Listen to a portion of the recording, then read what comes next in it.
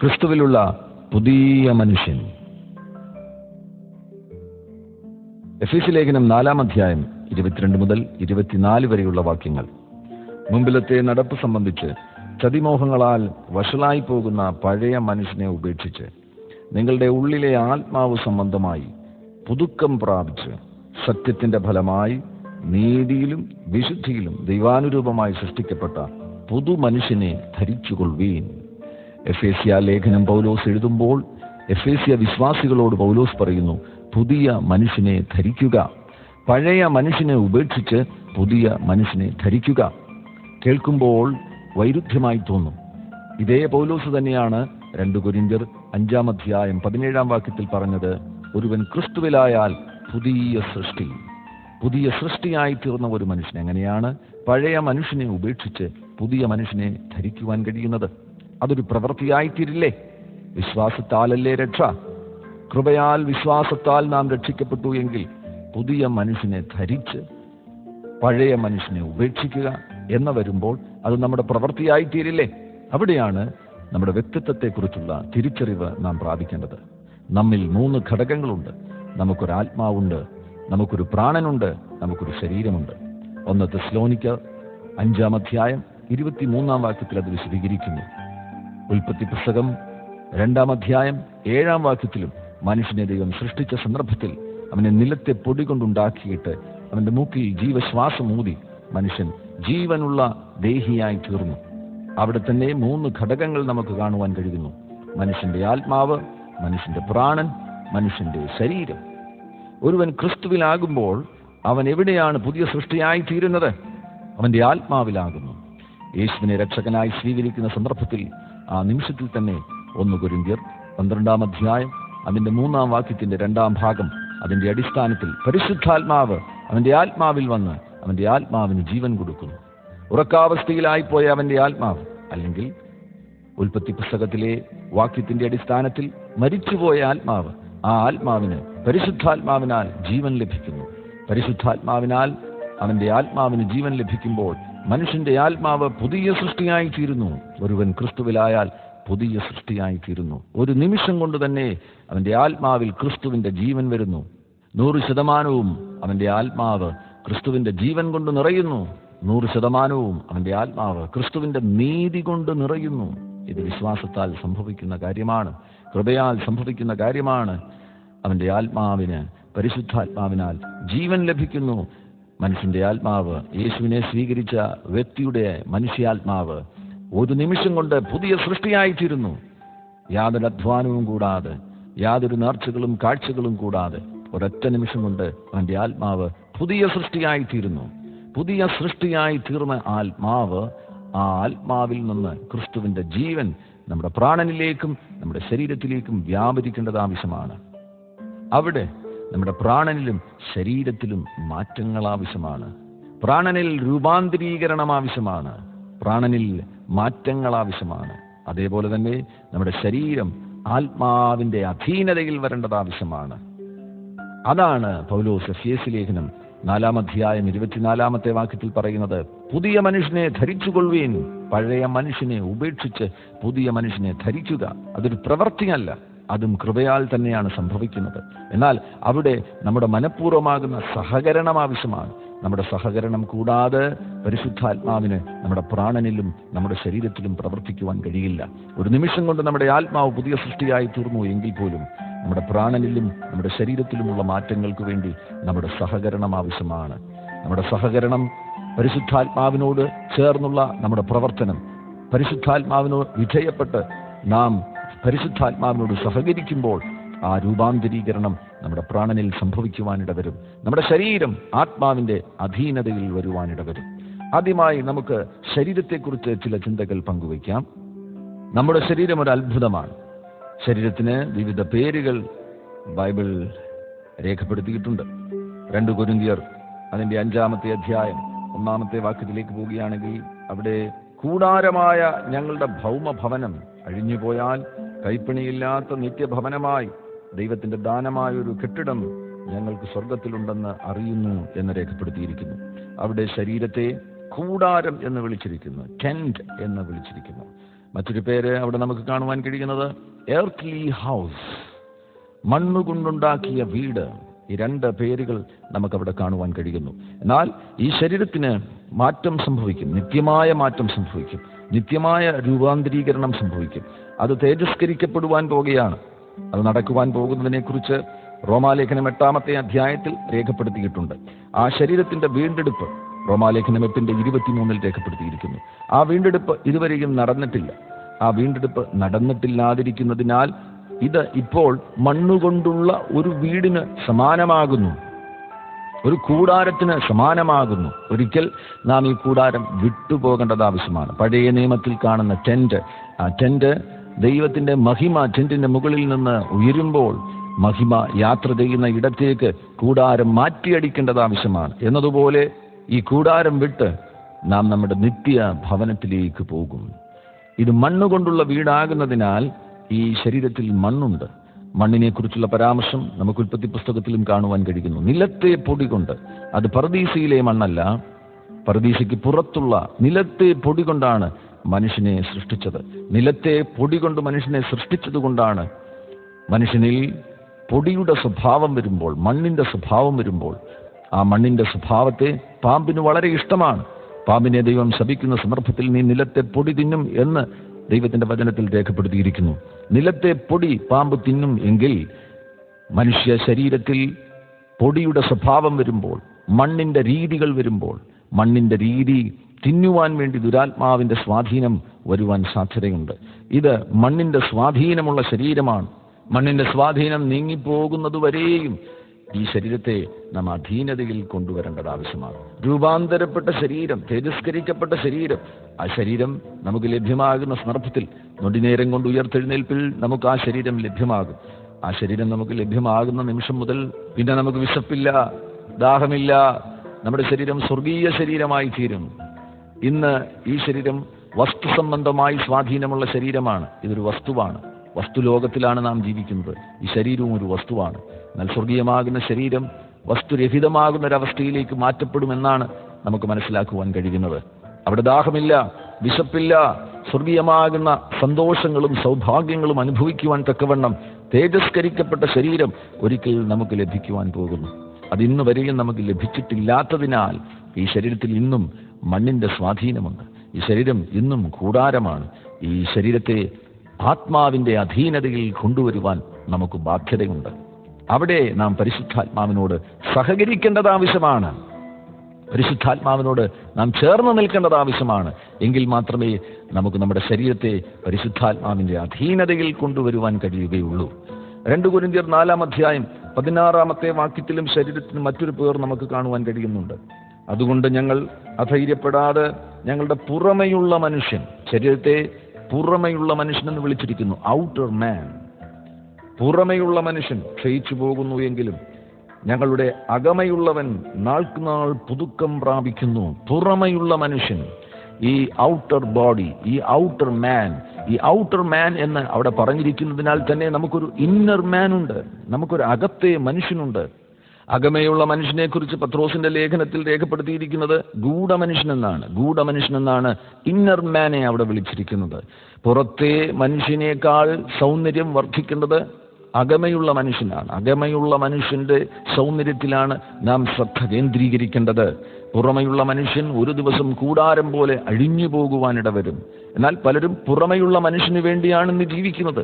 പുറമെയുള്ള മനുഷ്യനെ മോടിയുള്ളതാക്കുവാൻ, ഭംഗിയുള്ളതാക്കുവാൻ, സൗന്ദര്യമുള്ളതാക്കുവാൻ വേണ്ടിയുള്ള ബദ്ധപ്പാടുകളാണ് ഇന്ന് നമ്മുടെ സമൂഹത്തിൽ നമുക്ക് കാണുവാൻ കഴിയുന്നത്. അകമയുള്ള മനുഷ്യനാണ് ഏറ്റവും ശ്രദ്ധ ആവശ്യമായിരിക്കുന്നത്. അകമയുള്ള മനുഷ്യനെയാണ് രൂപാന്തരപ്പെടുത്തുവാൻ നാം പരിശുദ്ധാത്മാവിനോട് സഹകരിക്കേണ്ടത്. ഇവിടെ ഒരു കാര്യം ഞാൻ അടിവരയിട്ട് പറയുകയാണ്, ഇത് പ്രവൃത്തിയല്ല, കൃപയാൽ മാത്രമേ ഇത് സംഭവിക്കുകയുള്ളൂ. ഇത് ദൈവകൃപയുടെ ആഴമേറിയ സ്പർശനത്തിന്റെ ശക്തമാകുന്ന വെളിപ്പാടാണ്. നാം പരിശുദ്ധാത്മാവിനോട് കേവലമായി സഹകരിക്കുകയാണ്. നാം ഏതെങ്കിലും പ്രവൃത്തി ചെയ്യുന്നു എന്നതുകൊണ്ട് ഈ മാറ്റങ്ങൾ സംഭവിക്കുകയില്ല, ഒരിക്കലുമില്ല, ഒരിക്കലുമില്ല. പരിശുദ്ധാത്മാവ് നമ്മിൽ പ്രവർത്തിക്കേണ്ടത് ആവശ്യമാണ്. എന്നാൽ പരിശുദ്ധാത്മാവ് നമ്മിൽ പ്രവർത്തിക്കുമ്പോൾ പരിശുദ്ധാത്മാവിനോട് നാം സഹകരിക്കണം, ചേർന്ന് നിൽക്കണം. അവിടുന്ന് നമ്മിൽ പ്രവർത്തിക്കുവാൻ വേണ്ടി നാം ഇടം കൊടുക്കണം. ആ സ്വാധീനത്തിലും ആ അധീനതയിലും ആകുവാൻ വേണ്ടി നാം നമ്മെ തന്നെ ഏൽപ്പിച്ചു കൊടുക്കേണ്ടത് ആവശ്യമാണ്, ഈൽഡ് ചെയ്തു കൊടുക്കേണ്ടത് ആവശ്യമാണ്. 1 പത്രോസിന്റെ ലേഖനം 3-ാമത്തെ അധ്യായത്തിൽ അകമയുള്ള മനുഷ്യനെ കുറിച്ച് രേഖപ്പെടുത്തിയിരിക്കുന്നത് ശ്രദ്ധിക്കുക. നിങ്ങളുടെ അലങ്കാരം തലമുടി പിന്നുന്നതും പൊന്നണിയുന്നതും വസ്ത്രം ധരിക്കുന്നതും ഇങ്ങനെ പുറമെയുള്ളതല്ല, സൗമ്യതയും സാവധാനതയുമുള്ള മനസ്സ് എന്ന അക്ഷയഭൂഷണമായ ഹൃദയത്തിന്റെ ഗൂഢമനുഷ്യൻ തന്നെ ആയിരിക്കണം. അവിടെ അകത്തെ മനുഷ്യനെ ഗൂഢമനുഷ്യൻ എന്ന് വിളിച്ചിരിക്കുന്നു. ആ ഗൂഢമനുഷ്യനാണ് അതു ദൈവസന്നിധിയിൽ വിലയേറിയതാകുന്നു. ഗൂഢമനുഷ്യൻ, അകത്തെ മനുഷ്യൻ, ഇന്നർ മാൻ, അത് ദൈവസന്നിധിയിൽ വിലയേറിയതാകുന്നു. ആ ഗൂഢമനുഷ്യന്റെ സൗന്ദര്യം, ആ ഗൂഢമനുഷ്യന്റെ സ്വഭാവം ദൈവസന്നിധിയിൽ വിലയേറിയതാകുന്നു. അവിടെ രേഖപ്പെടുത്തിയിരിക്കുന്നത് ശ്രദ്ധിക്കുക. സൗമ്യതയും സാവധാനതയുമുള്ള ആഴമേറിയ സ്വസ്ഥതയും ആഴമേറിയ സമാധാനവും ഉള്ള അകത്തെ മനുഷ്യൻ. ഈ സമൂഹത്തിൽ മനുഷ്യർക്ക് സമാധാനം നഷ്ടപ്പെട്ടു പോയിരിക്കുന്നു, സ്വസ്ഥത നഷ്ടപ്പെട്ടു പോയിരിക്കുന്നു, ഉറക്കം നഷ്ടപ്പെട്ടു പോയിരിക്കുന്നു.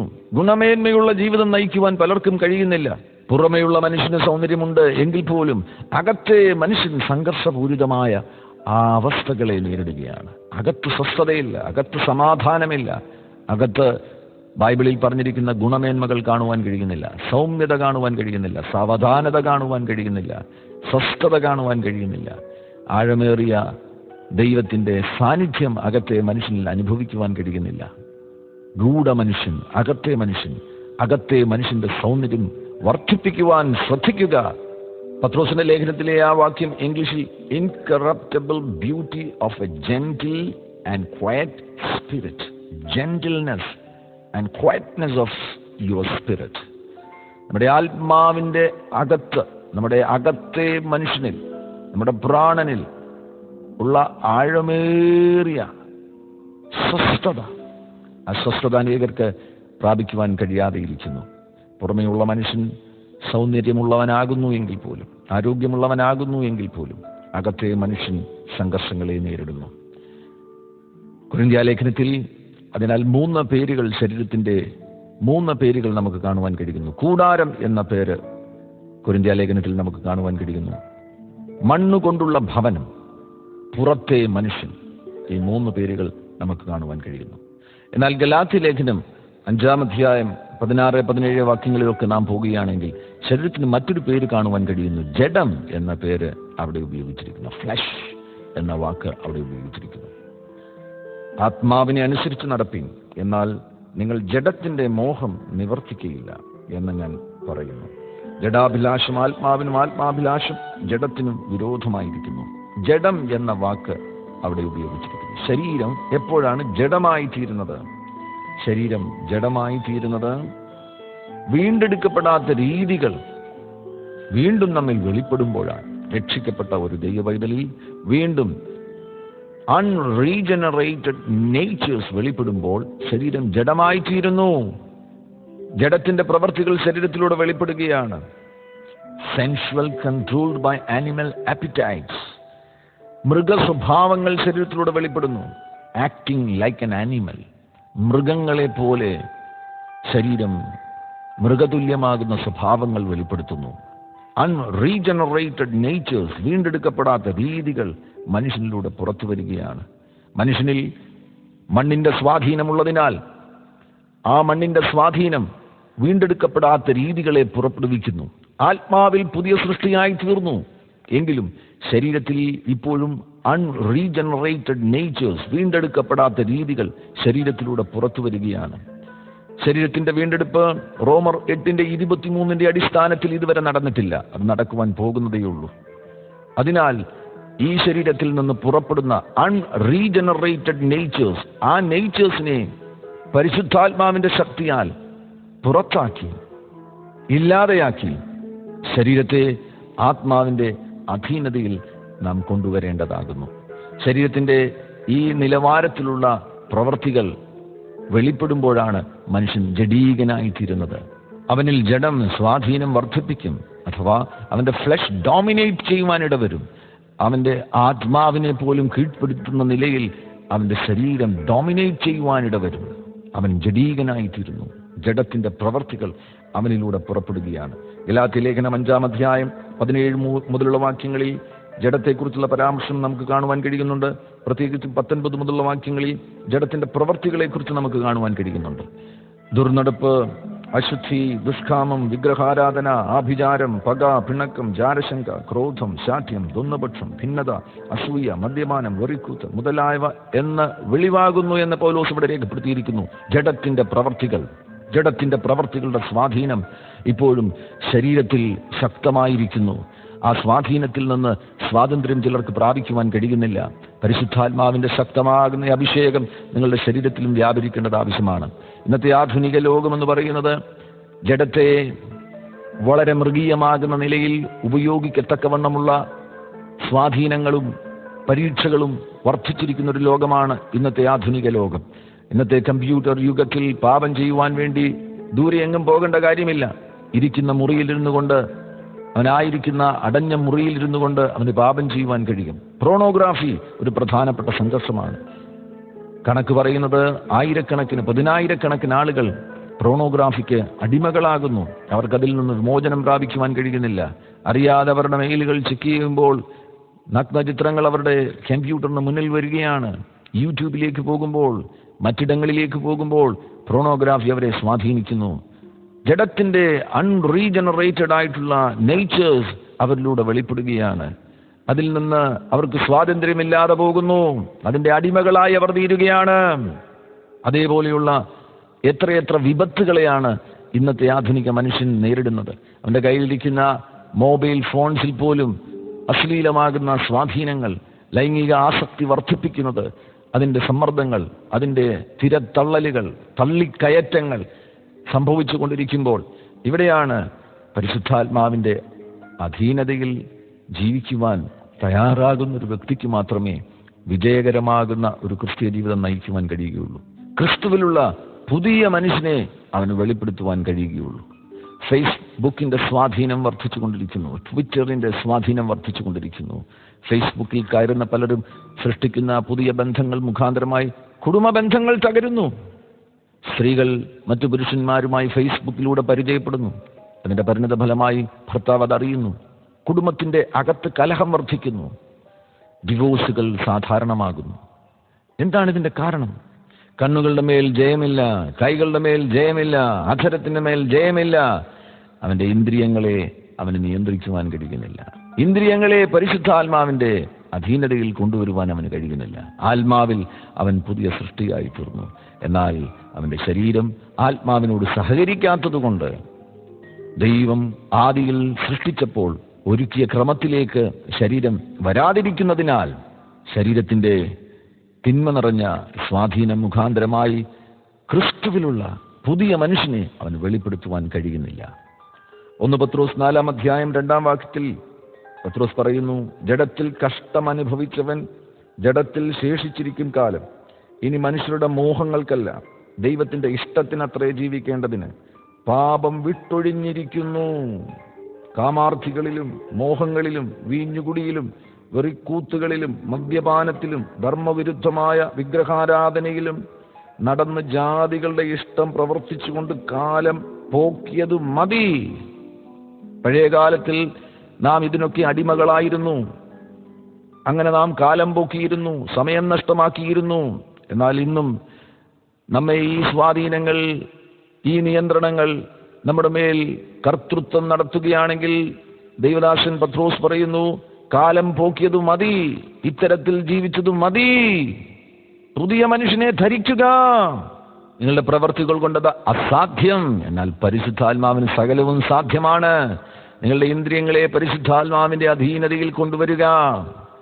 നിങ്ങളുടെ കണ്ണുകൾ ശുദ്ധീകരിക്കപ്പെടുവാനിടവരും. നിങ്ങളുടെ അധരത്തിന് രൂപാന്തരം ലഭിക്കുവാനിടവരും. നിങ്ങളുടെ കൈകൾ പരിശുദ്ധാത്മാവിന്റെ മന്ദിരത്തിന്റെ ഭാഗമായി തീരും. യഥാർത്ഥത്തിൽ നമ്മുടെ ശരീരത്തെക്കുറിച്ചുള്ള ദൈവത്തിന്റെ ഉദ്ദേശം എന്ന് പറയുന്നത് വീണ്ടും അൺറീജനറേറ്റഡ് ആയിട്ടുള്ള നേച്ചേഴ്സ് നമ്മുടെ ശരീരത്തിലൂടെ പുറപ്പെടുവിക്കുവാനല്ല, പകരം നമ്മുടെ ശരീരങ്ങളെ പരിശുദ്ധാത്മാവ് തന്റെ മന്ദിരമാക്കുവാൻ ആഗ്രഹിക്കുന്നു. ക്രിസ്തുവിന്റെ ഉദ്ദേശം അതാണ്, നമ്മെ പരിശുദ്ധാത്മാവിന്റെ മന്ദിരമാക്കുക. 1 കൊരിന്ത്യർ 3:16-17 വാക്യങ്ങളിൽ നമുക്ക് കാണുവാൻ കഴിയുന്നു, നാം പരിശുദ്ധാത്മാവിന്റെ മന്ദിരമാകുന്നു. നമ്മുടെ ശരീരം പരിശുദ്ധാത്മാവിന് ആവശ്യമാണ്. നമ്മുടെ കണ്ണുകൾ പരിശുദ്ധാത്മാവിന് ആവശ്യമാണ്. നമ്മുടെ അധരം പരിശുദ്ധാത്മാവിന് ആവശ്യമാണ്. നമ്മുടെ കൈകൾ പരിശുദ്ധാത്മാവിന് ആവശ്യമാണ്. നമ്മെ അവിടുന്ന് പരിശുദ്ധാത്മാവിൻ്റെ മന്ദിരമാക്കുവാൻ ആഗ്രഹിക്കുന്നു. നിങ്ങൾ പരിശുദ്ധാത്മാവിൻ്റെ മന്ദിരമാകുന്നു. നിങ്ങളെ പരിശുദ്ധാത്മാവിൻ്റെ മന്ദിരമാക്കുക എന്നതാണ് ദൈവത്തിൻ്റെ ഉദ്ദേശം. നിങ്ങളുടെ കണ്ണുകളെ പരിശുദ്ധാത്മാവിന് ആവശ്യമാണ്. നിങ്ങളുടെ ശബ്ദത്തെ പരിശുദ്ധാത്മാവിന് ആവശ്യമാണ്. നിങ്ങളുടെ കൈകളെ പരിശുദ്ധാത്മാവിന് ആവശ്യമാണ്. പരിശുദ്ധാത്മാവ് നിങ്ങളുടെ ശരീരത്തിൽ വസിക്കുവാൻ ആഗ്രഹിക്കുന്നു. എന്നാൽ ഈ സത്യം ദൈവത്തിൻ്റെ വചനത്തിലൂടെ നമുക്ക് ലഭിക്കുമ്പോൾ അതിൻ്റെ പൂർണ്ണമായ നിവർത്തീകരണം ഉണ്ടാകാതിരിക്കുവാൻ വേണ്ടിയാണ് ജഡത്തിൻ്റെ വീണ്ടെടുക്കപ്പെടാത്ത രീതികൾ വീണ്ടും നമ്മിൽ പ്രവർത്തിക്കുവാൻ ശ്രമം നടത്തുന്നത്. 1 പത്രോസ് 2-ാം അധ്യായം 11-ാമത്തെ വാക്യം, പ്രിയമുള്ളവരെ, പ്രവാസികളും പരദേശികളുമായ നിങ്ങളുടെ ആത്മാവിനോട്, പഴയ മലയാളത്തിലൂടെ ആത്മാവിനോട് എന്ന വാക്കാണ് വന്നിരിക്കുന്നത്, എന്നാൽ അത് തിരുത്തേണ്ടത് ആവശ്യമാണ്. ഇംഗ്ലീഷിൽ സോൾ എന്ന വാക്കാണ് നമുക്ക് കാണുവാൻ കഴിയുന്നത്. അത് തന്നെ ഗ്രീക്കിൽ നിങ്ങൾ പോവുകയാണെങ്കിൽ, ആ സോളിൽ തൊടുകയാണെങ്കിൽ, അവിടെ നിന്ന് നിങ്ങൾ ഗ്രീക്കിൽ പോയാൽ അവിടെ നിങ്ങൾക്ക് സുഖേ എന്ന വാക്കാണ് കാണുവാൻ കഴിയുന്നത്, ന്യൂമ എന്ന വാക്കല്ല. അതിനാൽ ഇവിടെ ഈ ആത്മാവെന്ന് പറഞ്ഞിരിക്കുന്നത് പ്രാണൻ എന്നതാണ്. യഥാർത്ഥത്തിൽ ആ ട്രാൻസ്ലേഷനാണ് വരേണ്ടത്. നിങ്ങളുടെ പ്രാണനോട് പോരാടുന്ന ജഡമോഹങ്ങളെ വിട്ടകന്ന് പ്രാണനോട് പോരാടുന്ന. അപ്പൊ ജഡത്തിന്റെ സ്വാധീനം, ജഡത്തിന്റെ മേൽ വരുന്ന മോഹങ്ങൾ, ഇന്ദ്രിയങ്ങളുടെ മേൽ വരുന്ന മോഹങ്ങൾ, ആ മോഹങ്ങൾ പ്രാണനെ വല്ലാതെ കടന്നാക്രമിക്കുന്നു. അങ്ങനെ വരുമ്പോൾ ഇവിടെ ശരീരവും പ്രാണനും ചേർന്ന് ഒരു തെറ്റായ കൂട്ടുകെട്ടുണ്ടാക്കുകയാണ്. ആത്മാവ് ക്ഷീണിച്ചു പോകുവാനിട വരും. ശരീരത്തിലെ ഇന്ദ്രിയങ്ങൾ സജീവമായി ജഡീക ഇച്ഛകൾക്ക് വേണ്ടി വിധേയപ്പെടുമ്പോൾ ആ ജഡീക ഇച്ഛകൾ പ്രാണനെ വല്ലാതെ കടന്നാക്രമിക്കും. തെറ്റായ കൂട്ടുകെട്ടുകൾ പ്രാണനും ജഡവും ചേർന്ന് ആ കൂട്ടുകെട്ട് മുഖാന്തരമായിട്ട് ആത്മാവ് ക്ഷീണിച്ചു പോകുന്നു. നിന്റെ പ്രാർത്ഥനാ ജീവിതം ക്ഷീണിച്ചു പോകുന്നു. നിന്റെ ഉള്ളിൽ സെൽഫ് കണ്ടംനേഷൻ വരുന്നു, ഗിൽറ്റ് വരുന്നു, മലിനപ്പെട്ടിരിക്കുന്നു എന്ന് നിനക്ക് തോന്നുന്നു. സ്വസ്ഥത നഷ്ടപ്പെടുന്നു, സമാധാനം നഷ്ടപ്പെടുന്നു. നിന്റെ ആത്മാവ് 100% നീതിപൂരിതമാണ്. നിന്റെ ആത്മാവിൽ ക്രിസ്തുവിന്റെ ജീവനുണ്ട്. എന്നാൽ ആ ജീവനെ നിനക്ക് ശരീരത്തിലേക്ക് പുറപ്പെടുവിക്കുവാൻ കഴിയുന്നില്ല. ആ ജീവന്റെ സാച്ചുറേഷൻ നിന്റെ പ്രാണനിലേക്ക് ഉണ്ടാകുന്നില്ല. ആ ജീവൻ വന്ന് നിന്റെ പ്രാണനിൽ നിറയുന്നില്ല. പ്രാണനും ശരീരവും ചേർന്ന് തെറ്റായ കൂട്ടുകെട്ടുണ്ടാക്കുന്നു. നമ്മുടെ ശരീരങ്ങളെ ജഡത്തിന്റെ അഭിലാഷങ്ങൾക്ക് വേണ്ടി നാം ഉപയോഗിക്കുകയാണെങ്കിൽ നാം നമ്മുടെ ശരീരങ്ങളെ അവമാനിക്കുകയാണ്. റോമാലേഖനം 1-ാം അധ്യായം 24 മുതലുള്ള വാക്യങ്ങളിൽ മനുഷ്യൻ എങ്ങനെയാണ് തന്റെ ശരീരത്തെ അവമാനിക്കുന്നത് എന്ന് രേഖപ്പെടുത്തിയിട്ടുണ്ട്. തന്റെ ശരീരത്തെ ജഡാഭിലാഷങ്ങൾക്ക് വേണ്ടി ഉപയോഗിക്കുമ്പോൾ ദൈവത്തിന്റെ ഉദ്ദേശമാകുന്ന പരിശുദ്ധാത്മാവിന്റെ മന്ദിരം എന്ന ആ ഇടത്തുനിന്ന്, ആ പൊസിഷനിൽ നിന്ന് തന്റെ ശരീരത്തെ ജഡാഭിലാഷങ്ങൾക്ക് വേണ്ടി ഉപയോഗിക്കുമ്പോൾ നീ നിന്റെ ശരീരത്തെ അവമാനിക്കുകയാണ്. അതുകൊണ്ട് ദൈവം അവരെ തങ്ങളുടെ ഹൃദയങ്ങളിലെ മോഹങ്ങളിൽ സ്വന്തം ശരീരങ്ങളെ തമ്മിൽ അവമാനിക്കേണ്ടതിന് അശുദ്ധിയിലേൽപ്പിച്ചു. ശരീരങ്ങളെ അവമാനിക്കുക. ഈ ശരീരം എത്ര മാന്യതയ്ക്ക് വേണ്ടിയുള്ളതാണ്. ഈ ശരീരത്തിന് ഓണർ ലഭിക്കേണ്ടത് ആവശ്യമാണ്. എന്നാൽ ഈ ശരീരത്തെ നാം ഡിസോണർ ചെയ്യുന്നു. ഞാൻ ചില നാളുകൾക്ക് മുന്നമേ പത്രത്തിൽ ഒരു ചിത്രം കാണുവാനിടയായി. ജർമ്മനിയിലുള്ള ഒരു മന്ത്രി, ഒരു പുരുഷൻ തൻ്റെ ഭാര്യയുമായി നിൽക്കുന്നു. ഭാര്യയും ഒരു പുരുഷനാണ്, ഹോമോസെക്ഷുവൽസ്. അവർ വളരെ മാന്യതയോടുകൂടിയാണ് ആ ചിത്രത്തിൽ നിൽക്കുന്നത്. എന്നാൽ ബൈബിളിന്റെ അടിസ്ഥാനത്തിൽ അവർ അവരുടെ ശരീരത്തെ അവമാനിക്കുകയാണ്. പുരുഷനെ വിവാഹം കഴിക്കുന്നു, അതും ഒരു രാജ്യത്തിന്റെ മന്ത്രി. അത് വരുത്തിവെക്കുന്ന സാമൂഹികമാകുന്ന പരിണിത ഫലങ്ങൾ എത്ര ഗുരുതരമായിരിക്കും. തിന്മയെ സമൂഹം കൈയടിച്ച് അംഗീകരിക്കുന്നു, അതിന്റെ ചിത്രം പത്രത്തിൽ കൊടുക്കുന്നു. അത്തരത്തിലുള്ള നാശം നിറഞ്ഞ ഒരു ലോകത്തിലാണ് നാം ഇന്ന് ജീവിക്കുന്നത്. ഹോമോസെക്ഷുവൽസ് അവരുടെ ശരീരത്തെ അവമാനിക്കുകയാണ്. വ്യഭിചാരം ചെയ്യുന്നവൻ അവന്റെ ശരീരത്തെ അവമാനിക്കുകയാണ്. ജഡാഭിലാഷത്തിനും കാമാസക്തികൾക്കും വേണ്ടി ശരീരത്തെ വിട്ടുകൊടുക്കുന്നവൻ അവന്റെ ശരീരത്തെ അവമാനിക്കുകയാണ്. ഈ ശരീരം പരിശുദ്ധാത്മാവിന്റെ മന്ദിരമാകുന്നതിനാൽ പരിശുദ്ധാത്മാവിന്റെ പ്രവർത്തികൾക്ക് പകരമായുള്ള തിന്മ നിറഞ്ഞ പ്രവർത്തികൾക്ക് വേണ്ടി നാം നമ്മുടെ ശരീരത്തെ ഉപയോഗിക്കുമ്പോൾ നാം നമ്മുടെ ശരീരത്തെ അവമാനിക്കുകയാണ്. അത്തരം കുറ്റം പറയുവാൻ വേണ്ടി നീ ഉപയോഗിക്കുമ്പോൾ നീ നിന്റെ ശരീരത്തെ അവമാനിക്കുകയാണ്. പരാതി പറയുവാൻ വേണ്ടി നീ നിന്റെ അധരത്തെ ഉപയോഗിക്കുമ്പോൾ നീ നിന്റെ ശരീരത്തെ അവമാനിക്കുകയാണ്. സ്വന്തം ഭാര്യയെ അടിക്കുവാൻ വേണ്ടി നീ നിന്റെ കൈ ഉപയോഗിക്കുമ്പോൾ നിന്റെ ശരീരത്തെ നീ അവമാനിക്കുകയാണ്. ഈ ശരീരം അതിനു വേണ്ടിയുള്ളതല്ല. മദ്യം കുടിക്കുവാൻ വേണ്ടി നീ നിന്റെ ശരീരത്തെ ഉപയോഗിക്കുമ്പോൾ നീ നിന്റെ ശരീരത്തെ അവമാനിക്കുകയാണ്. ഈ ശരീരം പരിശുദ്ധാത്മാവിന്റെ മന്ദിരമാകുന്നു. ഇതിനെ ഓണർ ചെയ്യുവാൻ നിനക്ക് ബാധ്യതയുണ്ട്. ദൈവത്തിന്റെ വചനം പറയുവാൻ വേണ്ടി നീ നിന്റെ അധരത്തെ ഉപയോഗിക്കുമ്പോൾ നീ നിന്റെ ശരീരത്തെ ഓണർ ചെയ്യുകയാണ്. മാന്യമായ ഒരു പ്രവൃത്തിക്ക് വേണ്ടി നീ നിന്റെ ശരീരത്തെ ഉപയോഗിക്കുന്നതിനാൽ നിന്റെ ശരീരത്തിന് ഓണർ ലഭിക്കുന്നു. ആരാധിക്കുവാൻ വേണ്ടി നീ നിന്റെ ശരീരത്തെ ഉപയോഗിക്കുമ്പോൾ, ദൈവ കാര്യങ്ങൾക്ക് വേണ്ടി നിന്റെ ശരീരത്തെ ഉപയോഗിക്കുമ്പോൾ, ദൈവം നിന്നോട് പറഞ്ഞിരിക്കുന്ന ദൗത്യങ്ങൾ ചെയ്യുവാൻ വേണ്ടി, നീ നിന്റെ ഓഫീസിലെ ജോലി ചെയ്യുവാൻ വേണ്ടി, വീട്ടിലെ ജോലി ചെയ്യുവാൻ വേണ്ടി, അടുക്കളയിലെ ജോലി ചെയ്യുവാൻ വേണ്ടി നീ നിന്റെ ശരീരത്തെ ഉപയോഗിക്കുമ്പോൾ നീ നിന്റെ ശരീരത്തെ ഓണർ ചെയ്യുകയാണ്. വിദ്യാർത്ഥികൾ, നിങ്ങൾ പഠിക്കുവാൻ വേണ്ടി, എഴുതുവാൻ വേണ്ടി നിങ്ങളുടെ ശരീരത്തെ ഉപയോഗിക്കുമ്പോൾ നിങ്ങൾ നിങ്ങളുടെ ശരീരത്തെ ഓണർ ചെയ്യുകയാണ്. കാരണം ഈ ശരീരം പരിശുദ്ധാത്മാവിന്റെ മന്ദിരമാകുന്നു.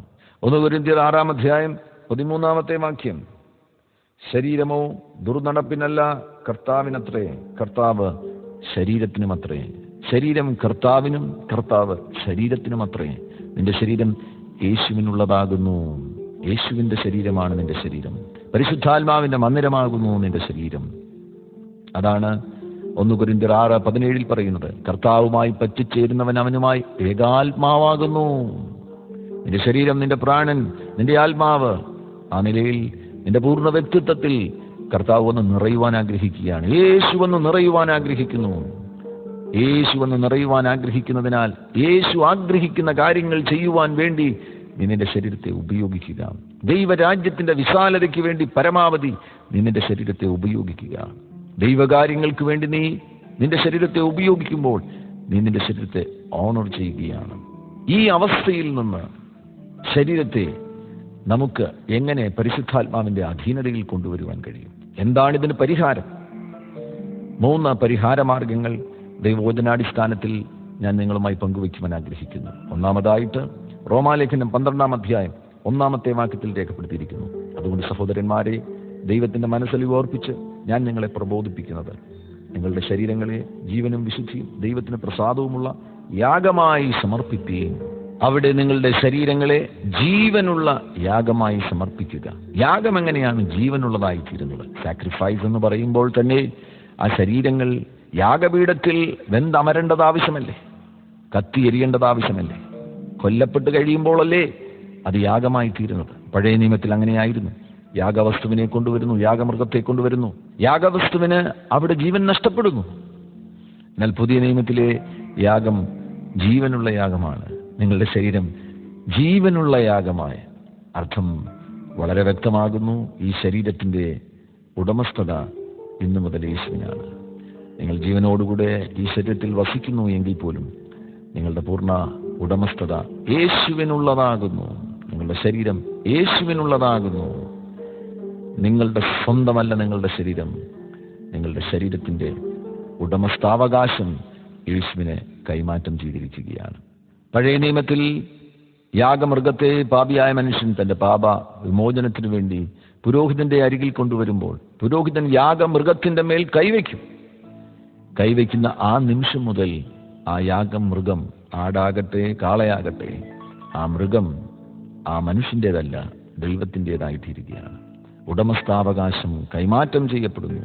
അതുതന്നെയാണ് നമ്മുടെ ജീവിതത്തിലും സംഭവിക്കേണ്ടത്. നിങ്ങളുടെ ശരീരം ഇനി നിങ്ങൾക്കുള്ളതല്ല, യേശുവിനുള്ളതാകുന്നു.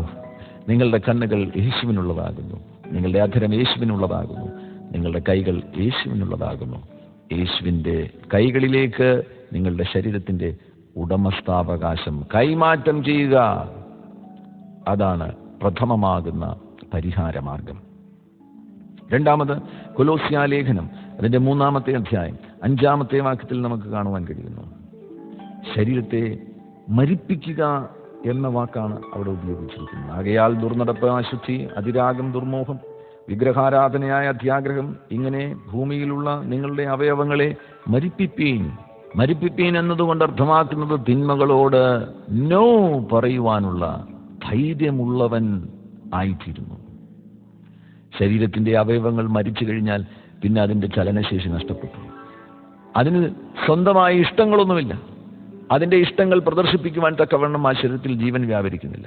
അതേപോലെ നമ്മുടെ ശരീരാവയവങ്ങളെ നീതിയുടെ ആയുധങ്ങളായി നാം സമർപ്പിക്കണം.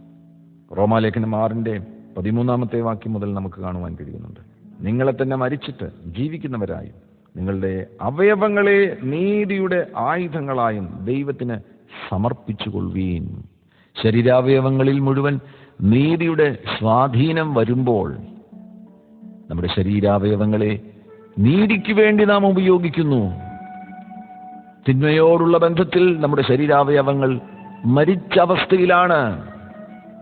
നോ പറയുവാനുള്ള സാധാരണമാകുന്ന ധൈര്യവും നമ്മിൽ വ്യാപരിക്കുകയാണ്. നമ്മുടെ ശരീരാവയവങ്ങളെ മരിപ്പിക്കുക രണ്ടാമത്തെ പരിഹാരമാർഗം. ഈ പരിഹാരമാർഗത്തിൽ മുന്തി നിൽക്കുന്നത് ശരീരാവയവങ്ങളെ നീതിയുടെ ആയുധങ്ങളായി സമർപ്പിക്കുക. നീതിപൂരിതങ്ങളാകുന്ന കാര്യങ്ങൾക്ക് വേണ്ടി നമ്മുടെ ശരീരത്തെ നാം ഉപയോഗിക്കുക. കർത്താവിന് വേണ്ടി നിങ്ങളുടെ ശരീരത്തെ ഉപയോഗിക്കുക. പ്രാർത്ഥനയ്ക്കായി നിങ്ങളുടെ ശരീരത്തെ ഉപയോഗിക്കുക. ആരാധനയ്ക്കായി നിങ്ങളുടെ ശരീരങ്ങളെ ഉപയോഗിക്കുക. വചനം വായിക്കുവാൻ വേണ്ടി നിങ്ങളുടെ ശരീരങ്ങളെ ഉപയോഗിക്കുക. നിങ്ങളുടെ ദിനംതോറുമുള്ള ദൗത്യങ്ങൾക്ക് വേണ്ടി നിങ്ങളുടെ ശരീരങ്ങളെ ഉപയോഗിക്കുക. പാപത്തിന്റെ പ്രവേശനം വരുമ്പോൾ തന്നെ നിങ്ങളുടെ ശരീരങ്ങൾ അതിനെ നിഷേധിക്കട്ടെ. ശരീരാവയവങ്ങൾ അതിനോട് എതിർത്ത് നിൽക്കട്ടെ. നീതിയുടെ ശക്തി കൊണ്ട് പാപത്തിന്റെ പ്രവേശനത്തെ നിങ്ങളുടെ ശരീരാവയവങ്ങൾ തടയുവാനിടവരട്ടെ. മൂന്നാമത്തെ പരിഹാരമാർഗം 1 കൊരിന്ത്യർ 9:27 വാക്യത്തിൽ നമുക്ക് കാണുവാൻ കഴിയുന്നു. മറ്റുള്ളവരോട് പ്രസംഗിച്ച ശേഷം ഞാൻ തന്നെ കൊളരുതാത്തവനായി പോകാതിരിക്കേണ്ടതിന് എൻ്റെ ശരീരത്തെ ദണ്ഡിപ്പിച്ച്, മലയാളത്തിൽ ദണ്ഡിപ്പിച്ചു എന്ന വാക്ക് ഉപയോഗിച്ചിരിക്കുന്നു. എന്നാൽ അത് തെറ്റായ ട്രാൻസ്ലേഷനാണ്. ആരും ശരീരത്തെ ദണ്ഡിപ്പിക്കരുത്. നിങ്ങളുടെ ശരീരം വളരെ പ്രഷ്യസ് ആണ്. കർത്താവിന് നിങ്ങളുടെ ശരീരത്തെ വളരെ ആവശ്യമാണ്. അതിനെ ആരും ദണ്ഡിപ്പിക്കരുത്. അതിനാരും കേടുവരുത്തരുത്. ശരീരത്തിൽ തന്നെ ഒരു ക്രമമുണ്ട്. ആ ക്രമം അനുസരിച്ച് ശരീരത്തെ പ്രയോജനപ്പെടുത്തുവാനാണ് നാം തയ്യാറാകേണ്ടത്. നമ്മുടെ ശരീരം കർത്താവിന് വളരെ വിലപിടിപ്പുള്ളതാണ്. ഈ വസ്തുലോകത്തിൽ നമ്മുടെ ശരീരങ്ങളെയാണ് കർത്താവ് ഉപയോഗിക്കുവാൻ പോകുന്നത്.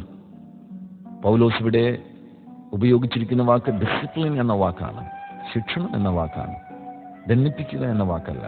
എൻ്റെ ശരീരത്തെ ശിക്ഷണത്തിലൂടെ ഞാൻ ആത്മാവിൻ്റെ അധീനതയിൽ കൊണ്ടുവരുന്നു.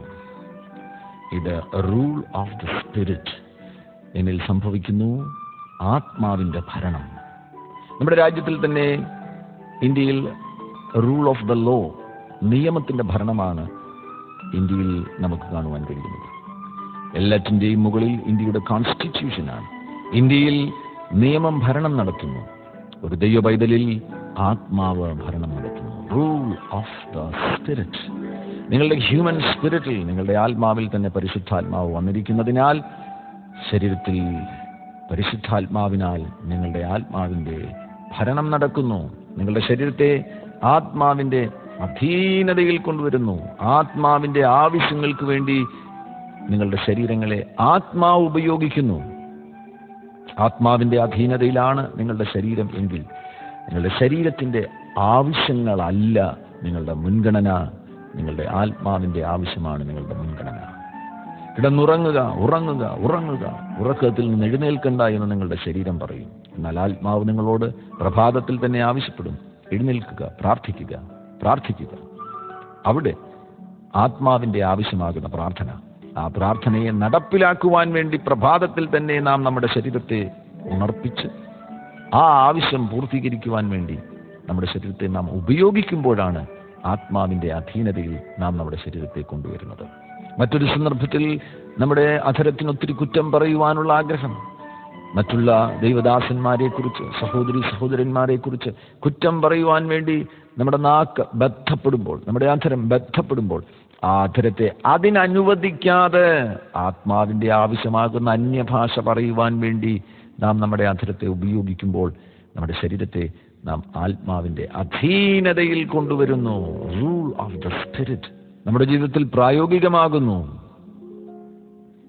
നമ്മുടെ ശരീരം പരിശുദ്ധാത്മാവിൻ്റെ അധീനതയിൽ വരുന്നു. നമ്മുടെ ശരീരം പരിശുദ്ധാത്മാവിൻ്റെ മന്ദിരമായി തീരുന്നു. നമ്മുടെ ശരീരം ബഹുമാനങ്ങൾക്കും മാന്യതകൾക്കും ഉള്ള ഇടമായി തീരുന്നു. ഓണർ ലഭിക്കുവാനുള്ളൊരിടമായി തീരുന്നു. കാരണം ഈ ശരീരത്തെ നാം ദൈവത്തിൻ്റെ നാമത്തിൻ്റെ മഹത്വത്തിന് വേണ്ടി ഉപയോഗിക്കുന്നു. പഴയ മനുഷ്യനെ ഉപേക്ഷിച്ച് പുതിയ മനുഷ്യനെ ധരിക്കുക. പ്രഥമമായി ശരീരത്തിന് ഉണ്ടാകേണ്ട മാറ്റങ്ങൾ. ശരീരത്തെ പരിശുദ്ധാത്മാവിൻ്റെ അധീനതയിൽ നമുക്ക് എങ്ങനെ കൊണ്ടുവരുവാൻ കഴിയും? ഇനി നമുക്ക് മുന്നോട്ട് പോകാം. അതേപോലെ തന്നെ രൂപാന്തരീകരണം നമ്മുടെ പ്രാണനിൽ സംഭവിക്കേണ്ടത് ആവശ്യമാണ്. നമ്മുടെ ആത്മാവ് പുതിയ സൃഷ്ടിയായി തീർന്നു. ആത്മാവിൽ യേശുവിൻ്റെ ജീവനുണ്ട്, ആത്മാവിൽ യേശുവിൻ്റെ നീതിയുണ്ട്. ആ നീതി കൊണ്ട് നമ്മുടെ പ്രാണനെയും നമ്മുടെ ശരീരത്തെയും നമുക്ക് നിറയ്ക്കുവാൻ കഴിയും. ശരീരത്തിൻ്റെ മാറ്റങ്ങളെക്കുറിച്ച് നാം കേട്ടുകഴിഞ്ഞു. പ്രാണനിലേക്ക് നമ്മുടെ ശ്രദ്ധ തിരിക്കാം. നമ്മുടെ പ്രാണന്, രണ്ടാമത്തെ ഘടകമാകുന്ന പ്രാണന് രൂപാന്തരീകരണം ആവശ്യമാണ്. പ്രാണന്റെ മേഖല വളരെ വിശാലമാകുന്നു. സോൾ, അവിടെ നമ്മുടെ മനസ്സുണ്ട്, നമ്മുടെ ബുദ്ധിയുണ്ട്, നമ്മുടെ വികാരങ്ങളുണ്ട്, നമ്മുടെ തീരുമാനശേഷിയുണ്ട്, നമ്മുടെ ഓർമ്മയുണ്ട്. നമ്മുടെ വ്യക്തിത്വത്തിന്റെ കേന്ദ്രം തന്നെയാണ് നമ്മുടെ പ്രാണൻ. അനേകമാകുന്ന ഇത്തരത്തിലുള്ള ഘടകങ്ങൾ നമ്മുടെ പ്രാണനിലുണ്ട്. ആ പ്രാണനിൽ നമുക്ക് മാറ്റങ്ങൾ ആവശ്യമാണ്. നമ്മുടെ സ്വന്തം പ്രവർത്തികൾ കൊണ്ട് നമുക്ക് ആ മാറ്റം സ്വീകരിക്കുവാൻ കഴിയില്ല. നമ്മുടെ ജീവിതത്തിൽ ദൈവത്തിൻ്റെ വചനം ക്രിയ ചെയ്തെങ്കിൽ മാത്രമേ ആത്മാവിൽ നിന്ന് പരിശുദ്ധാത്മാവിൻ്റെ നീതി നമ്മുടെ പ്രാണനിലേക്ക് വ്യാപരിക്കുകയുള്ളൂ. പലരും പറയാറുണ്ട്, ഇയാൾ അന്യഭാഷ പറയുന്നു എങ്കിൽ പോലും ഇയാളുടെ സ്വഭാവത്തിനൊരു മാറ്റവുമില്ലല്ലോ. വിനയപുരസ്സരം ഓർപ്പിക്കട്ടെ, അന്യഭാഷ പറയുന്നത് കൊണ്ട് സ്വഭാവത്തിന് മാറ്റം വരില്ല. പ്രവചിക്കുന്നത് കൊണ്ട് സ്വഭാവത്തിന് മാറ്റം വരികയില്ല. രോഗികളെ സൗഖ്യമാക്കുന്നത് കൊണ്ട് സ്വഭാവത്തിന് മാറ്റം വരികയില്ല. സ്വഭാവത്തിന് മാറ്റം വരണമെങ്കിൽ ദൈവത്തിൻ്റെ വചനം ആക്റ്റീവായി നമ്മിൽ ക്രിയ ചെയ്യേണ്ടത് ആവശ്യമാണ്, പ്രവർത്തിക്കേണ്ടത് ആവശ്യമാണ്. നമ്മുടെ പ്രാണനിലാകുന്നു നമ്മുടെ സ്വഭാവമുള്ളത്. ആ സ്വഭാവത്തിന് മാറ്റം വരണമെങ്കിൽ പ്രാണനിൽ രൂപാന്തരീകരണം സംഭവിക്കണം, മാറ്റങ്ങൾ സംഭവിക്കണം, രൂപാന്തരം സംഭവിക്കണം. യാക്കോബിന്റെ ലേഖനം 1-ാം അധ്യായം 21-22 വാക്യങ്ങൾ. ആകയാൽ എല്ലാ അഴുക്കും ദുഷ്ടതയുടെ ആധിക്യവും വിട്ട് നിങ്ങളുടെ ആത്മാക്കളെ, അവിടെയും ആത്മാവെന്നാണ് മലയാളം പഴയ ട്രാൻസ്ലേഷനിൽ ഉപയോഗിച്ചിരിക്കുന്നത്. എന്നാൽ സോൾ എന്ന വാക്കാണ് ഇംഗ്ലീഷിൽ വരുന്നത്. അവിടുന്ന് നിങ്ങൾ ഗ്രീക്കിലേക്ക് പോവുകയാണെങ്കിൽ സുഖെ എന്ന വാക്കാണ് നിങ്ങൾക്ക് കാണുവാൻ കഴിയുന്നത്, ന്യൂമ എന്ന വാക്കല്ല. അതിനാൽ ഇവിടെ പ്രാണൻ എന്ന് തന്നെ ഉപയോഗിക്കേണ്ടിയിരിക്കുന്നു. ആകയാൽ എല്ലാ അഴുക്കും ദുഷ്ടതയുടെ ആധിക്യവും വിട്ട് നിങ്ങളുടെ പ്രാണനെ രക്ഷിപ്പാൻ ശക്തിയുള്ളതും ഉൾനട്ടതുമായ വചനം സൗമ്യതയോട് കൈക്കൊള്ളുവീൻ. പ്രവചനമല്ല പ്രാണനെ രക്ഷിക്കുന്നത്, രോഗശാന്തി അല്ല പ്രാണനെ രക്ഷിക്കുന്നത്, അന്യഭാഷയല്ല പ്രാണനെ രക്ഷിക്കുന്നത്. ദൈവത്തിൻ്റെ വചനം ആക്റ്റീവായി ക്രിയ ചെയ്യണം. പലരും ഒരു എക്സ്ട്രീമിലേക്ക് പോകുകയാണ്. ചിലരിൽ പരിശുദ്ധാത്മാവിൻ്റെ പ്രവൃത്തികൾ മാത്രം, കൃപാവരങ്ങൾ, രോഗശാന്തി, അന്യഭാഷ, അവയ്ക്ക് മാത്രം അവർ ഗൗരവം കൊടുക്കുന്നു, വചനത്തെ നിസ്സാരമായി കാണുന്നു. മറ്റു ചിലർ വചനം വചനം വചനം വചനം മാത്രം, പരിശുദ്ധാത്മാവിൻ്റെ പ്രവൃത്തികളെ നിസ്സാരമായി കാണുന്നു, കൃപാവരങ്ങളെ നിസ്സാരമായി കാണുന്നു. എന്നാൽ ക്രമമുള്ള ഒരു ക്രിസ്തീയ വളർച്ച ആരെങ്കിലും ആഗ്രഹിക്കുന്നുവെങ്കിൽ പരിശുദ്ധാത്മാവിൻ്റെ പ്രവൃത്തികളും ദൈവത്തിൻ്റെ വചനത്തിൻ്റെ പ്രവൃത്തിയും ഒരുപോലെ ആ വ്യക്തിയിൽ പ്രവർത്തിക്കേണ്ടത് ആവശ്യമാണ്, ക്രിയ ചെയ്യേണ്ടത് ആവശ്യമാണ്. ആത്മാവിന് വർധനവുണ്ടാകുവാൻ പരിശുദ്ധാത്മാവിൻ്റെ പ്രവൃത്തികൾ സജീവമായി നമ്മിൽ വ്യാപരിക്കേണ്ടത് ആവശ്യം.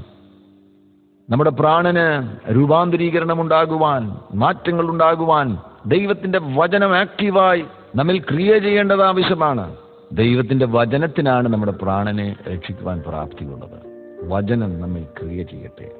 ആകയാൽ എല്ലാ അഴുക്കും ദുഷ്ടതയുടെ ആധിക്യവും വിട്ട് നിങ്ങളുടെ പ്രാണനെ രക്ഷിപ്പാൻ ശക്തിയുള്ളതും ഉൾനട്ടതുമായ വചനം സൗമ്യതയോടെ കൈക്കൊള്ളുകയും. എങ്കിലും വചനം കേൾക്ക മാത്രം ചെയ്തുകൊണ്ട് തങ്ങളെ തന്നെ ചതിക്കാതെ അതിനെ ചെയ്യുന്നവരായും ഇരിപ്പീനും. വചനം കേൾക്കുക, വചനം വായിക്കുക, വചനം ചിന്തിക്കുക, വചനം പറയുക, വചനം അനുസരിക്കുക. 5 കാര്യങ്ങൾ ഞാൻ വീണ്ടും ആവർത്തിക്കുന്നു.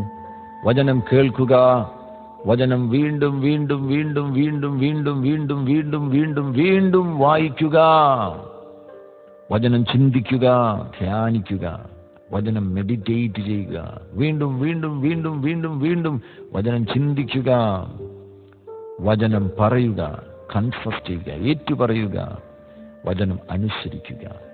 ആവർത്തിച്ച് നിങ്ങളിത് ചെയ്യുകയാണ് എങ്കിൽ ഈ വചനം നിങ്ങളുടെ പ്രാണനിൽ ക്രിയ ചെയ്യുവാനിടവരും. പ്രാണനിൽ വചനം ക്രിയ ചെയ്യുന്ന സന്ദർഭത്തിൽ പ്രാണന് മാറ്റമുണ്ടാകും, സ്വഭാവത്തിന് മാറ്റമുണ്ടാകും, ആ കോപ സ്വഭാവം നിങ്ങളെ വിട്ടുപോകുവാനിടവരും. ഇറിറ്റേറ്റിംഗ് ഫാക്ടർ നിങ്ങളെ ഇനിയും അത് ഇറിറ്റേറ്റ് ചെയ്യുകയില്ല. ആ മേഖലയിൽ നിങ്ങൾക്ക് സ്വസ്ഥമായൊരു വിടുതൽ ലഭിക്കും. പലരോടും നിങ്ങൾക്ക് ക്ഷമിക്കുവാൻ കഴിയുന്നില്ലല്ലോ. വചനം നിങ്ങളിൽ ക്രിയ ചെയ്യുമ്പോൾ നിങ്ങൾക്ക് എല്ലാവരെയും സ്നേഹിക്കുവാൻ കഴിയും. ശത്രുവിനെയും നിങ്ങൾക്ക് സ്നേഹിക്കുവാൻ കഴിയും. വചനം ധാരാളമായി ചിന്തിക്കുക, മെഡിറ്റേറ്റ് ചെയ്യുക. അനേകരുടെ പ്രധാനപ്പെട്ട സംഘർഷം തോട്ട് പാറ്റേൺസിലാണ്. സ്പീച്ച് പാറ്റേൺസിനും തോട്ട് പാറ്റേൺസിനും മാറ്റങ്ങൾ ആവശ്യമാണ്. നിങ്ങളുടെ സംസാരത്തിന് മാറ്റമുണ്ടാകണം.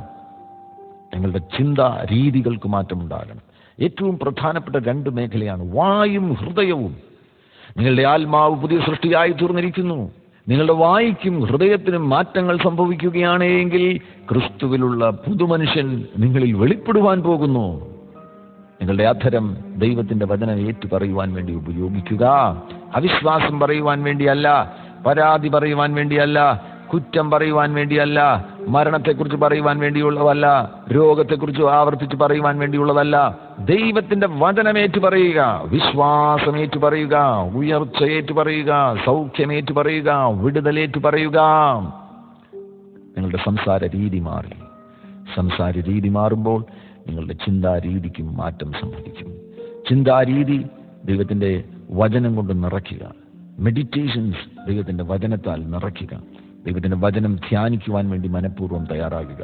ദൈവത്തിന്റെ വചനം അധികം നിങ്ങൾ ധ്യാനിക്കുവാൻ ആഗ്രഹിക്കുന്നുവെങ്കിൽ ദൈവത്തിന്റെ വചനം നിരന്തരം നിങ്ങൾ കേൾക്കുവാൻ തയ്യാറാകണം. ദൈവത്തിന്റെ വചനം കൂടുതൽ നിങ്ങൾ വായിക്കുവാൻ തയ്യാറാകണം. നിങ്ങൾ ഭവനത്തിലായിരിക്കുമ്പോൾ, സമയം ലഭ്യമാകുമ്പോൾ കൂടുതൽ ദൈവവചനം വായിക്കുവാൻ വേണ്ടി മനഃപൂർവ്വം തയ്യാറാകുക. യാത്ര ചെയ്യുമ്പോൾ, കാറിലായിരിക്കുമ്പോൾ, ബസ്സിലായിരിക്കുമ്പോൾ, ഇന്നത്തെ ആധുനിക ഉപാധികൾ ഉപയോഗിച്ച്, സംവിധാനങ്ങൾ ഉപയോഗിച്ച് വചനം വീണ്ടും വീണ്ടും വീണ്ടും കേൾക്കുവാൻ തയ്യാറാകുക. ആവർത്തിച്ച് നിങ്ങൾ വായിക്കുകയും കേൾക്കുകയും ചെയ്യുകയാണ് എങ്കിൽ അറിയാതെ ഈ വചനം നിങ്ങളുടെ ചിന്തകളെ സ്വാധീനിക്കുവാനിടവരും. അവിടെ നിങ്ങളുടെ ധ്യാനം ദൈവത്തിന്റെ വചനമായി തീരും. ദൈവത്തിന്റെ വചനം ധ്യാനിക്കുമ്പോൾ നമ്മിൽ അതിൻ്റെ പരിണിത ഫലമായി ദൈവത്തിന്റെ വചനം അനുസരിക്കുവാൻ പരിശുദ്ധാത്മാവിന്റെ ശക്തി നമ്മിൽ വ്യാപരിക്കുവാൻ പറ്റും.